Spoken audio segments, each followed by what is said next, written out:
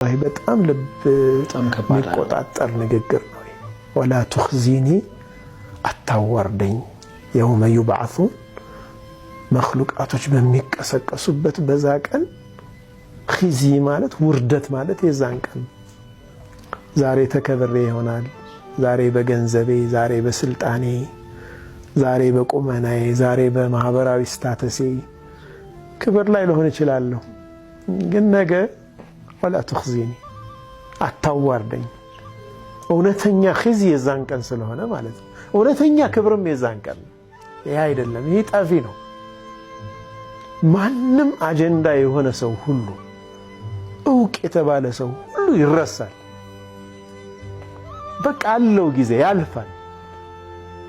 ያቺ ቀን ግን የተከበረ ሰው የእውነተኛ ክብር ሰው ነው።